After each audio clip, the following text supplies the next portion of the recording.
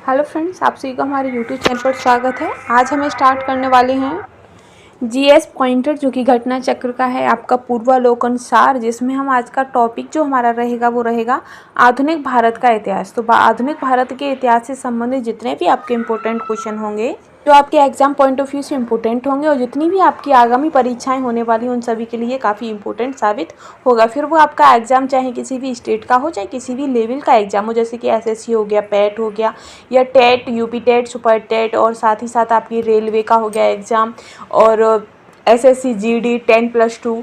तो कहने का मतलब सिर्फ इतना है कि किसी भी लेवल का एग्ज़ाम होगा, आप सभी को ही पता है कि घटना चक्र का जो पॉइंटर का है आपका, वो सभी एग्ज़ामों के लिए इम्पोर्टेंट है। फिर आपको चाहे आरओ का हो, पीसीएस का हो, और चाहे आपका यूपीएससी का एग्ज़ाम हो, सभी के लिए इम्पोर्टेंट है। तो डेली हम आपको इसके चैप्टर वाइज क्वेश्चन आंसर कराएंगे। तो चलिए फ्रेंड्स, आज की हम सीरीज़ में चलेंगे आपके आधुनिक भारतीय इतिहास में, जिसमें आज का हमारा टॉपिक रहेगा कि ब्रिटिश शासन का भारतीय अर्थव्यवस्था पर प्रभाव। तो इससे संबंधित जो भी इम्पोर्टेंट क्वेश्चन होंगे, जो कि आपके एग्जाम के लिए काफ़ी इम्पोर्टेंट होंगे, उन सभी को हम कराने वाले हैं।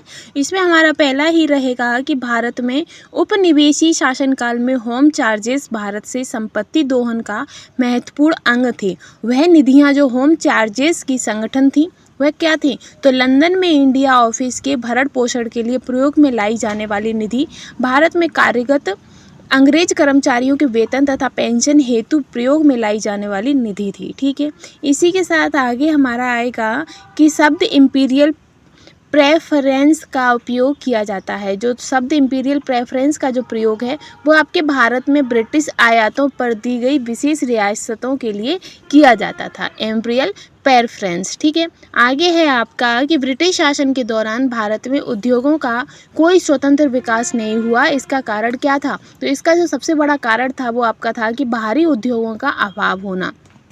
क्या था? कि भारी उद्योगों का अभाव था, जिसके कारण हमारे भारत में उद्योगों का कोई स्वतंत्र विकास नहीं था। आगे है कि स्तंभरारी बंदोबस्त लागू किया। तो जो स्तंभरारी बंदोबस्त है वो आपका लॉर्ड कॉर्नवालिस ने किया था। ठीक है, इसी के साथ आगे हम बढ़ेंगे।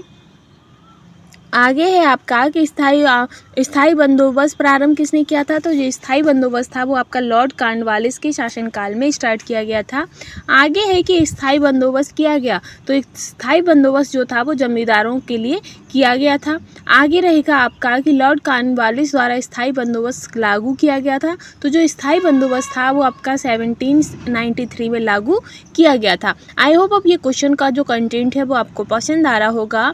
आगे रहेगा आपका क्वेश्चन कि चिर स्थायी बंदोबस्त, जिसे हम स्थायी बंदोबस्त भी कहते हैं, तो चिर स्थायी बंदोबस्त 1793 के अंतर्गत जमींदारों से अपेक्षा की गई थी कि वे खेती हरों को पट्टा जारी करेंगे।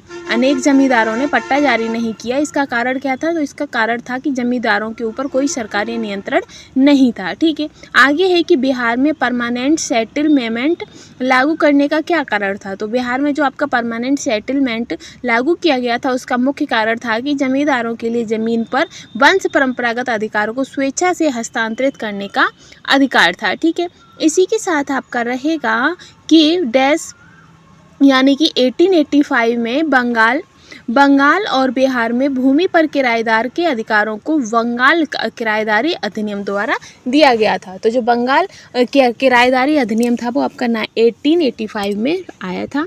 इसी के साथ है कि सर टॉमस मुनरो किस भू राजस्व बंदोबस्त से संबंधित थे? तो जो सर टॉमस मुनरो थे वो आपके रैयतवाड़ी बंदोबस्त से संबंधित थे। आगे है कि अंग्रेजों ने रैयतवाड़ी बंदोबस्त लागू किया था। तो अंग्रेजों ने जो रैयतवाड़ी बंदोबस्त था वो आपका मद्रास और बम्बई प्रेसिडेंसी में स्टार्ट किया था। आगे है कि अंग्रेजों ने रैयतवाड़ी व्यवस्था आरंभ की थी। तो जो रैयतवाड़ी व्यवस्था थी वो सबसे पहले मद्रास प्रेसिडेंसी में प्रारंभ की गई थी। ठीक है, आगे है आपका कि ब्रिटिश व्यवस्था में रैयतवाड़ी भू राजस्व संग्रह प्रचलित था। तो किधर? तो दक्षिण भारत में प्रचलित था। ठीक है, नेक्स्ट है कि रैयतवाड़ी बंदोबस्त के संदर्भ में सही कथन है। तो सही कथन आपका यही है कि किसानों द्वारा लगान सीधे सरकार को दिया जाता था। सरकार रैयत को पट्टे ही देती थी। कर लगाने के पूर्व भूमि का सर्वेक्षण और मूल्य निर्धारण किया जाता था। ठीक है, इसी के साथ हम आगे चलेंगे आपके क्वेश्चनों पर। जो कि आपके आगामी परीक्षाओं के लिए काफ़ी इम्पोर्टेंट हैं। अब इसमें है कि असम में सर्वप्रथम चाय कंपनी की स्थापना हुई थी। तो असम में जो चाय कंपनी की स्थापना है वो आपकी 1839 में हुई थी। कब हुई थी? 1839 में। आगे है आपका कि दादा भाई नौरोजी द्वारा प्रतिपादित अपवाह सिद्धांत का सही परिभाषा क्या है? तो जो अपवाह सिद्धांत का सही परिभाषा है वो है कि भारत की राष्ट्रीय संपदा का एक भाग अथवा कुल वार्षिक उत्पादन ब्रिटेन को निर्यात कर दिया जाता था, जिसके लिए भारत को कोई वास्तविक प्रतिफल नहीं मिलता था। कौन सा सिद्धांत था ये? तो ये आपका अपवाह सिद्धांत था। ठीक है, आगे है आपका कि अंग्रेजों ने के शासनकाल में भारत के आर्थिक दोहन के सिद्धांत को प्रतिपादित किया था। तो जो आर्थिक दोहन का जो सिद्धांत था वो आपके दादा भाई नौरोजी ने दिया था। ठीक है, आगे है कि निकास के सिद्धांत का प्रतिपादन किया था। तो निकास के सिद्धांत का जो प्रतिपादन है वो आपके दादा भाई नौरोजी ने किया था।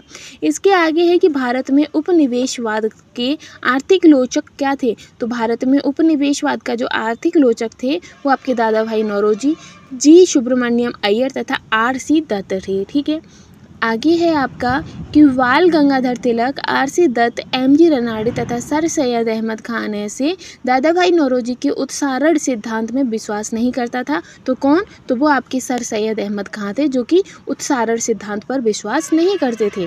आगे है कि poverty and the un British rule in India नामक पुस्तक किसने लिखी थी? तो इस पुस्तक के जो राइटर हैं वो आपके दादा भाई नौरोजी हैं। इसी के साथ है आपका कि दादा भाई नौरोजी की भारतीय राष्ट्रीय आंदोलन को सर्वाधिक प्रभावी देन थी। तो क्या थी प्रभावी देन? कि उन्होंने इस बात को अभिव्यक्त किया था कि ब्रिटेन भारत का आर्थिक शोषण कर रहा है। साथ ही नेक्स्ट क्वेश्चन है कि भारत में ब्रिटिश आर्थिक नीति घिनौनी है। यह विचार किसने दिया था? तो ये विचार जो था वो आपका कार्ल मार्क्स ने दिया था। तो ये आर्थिक सभ्यता से जो आर्थिक से संबंधित था आपका वो क्वेश्चन यहीं समाप्त होते हैं। ब्रिटिश शासन का भारतीय अर्थव्यवस्था पर प्रभाव से जो संबंधित क्वेश्चन थे आपके इंपॉर्टेंट, जो कि एग्जाम पॉइंट से काफ़ी इंपॉर्टेंट थे, वो हमारे यहीं समाप्त होते हैं। कल जो हमारी नेक्स्ट वीडियो हमारी आएगी उसमें आपका टॉपिक रहेगा 1857 की क्रांति। और ये क्रांति काफ़ी इंपॉर्टेंट है क्योंकि एग्जाम में इससे संबंधित बहुत सारे क्वेश्चन पूछे जाते हैं। तो जो 1857 की क्रांति से संबंधित जितने भी इंपॉर्टेंट क्वेश्चन होंगे वो हम अपनी नेक्स्ट वीडियो में लेकर आएंगे। और फ्रेंड्स, आप प्लीज़ हमारे चैनल को लाइक, शेयर एंड सपोर्ट जरूर करिएगा। साथ ही अगर आपको हमारा कंटेंट पसंद आ रहा है तो हमें सपोर्ट बिल्कुल ही करिएगा। ठीक है, तो आज के लिए बस इतना ही। Thanks for watching.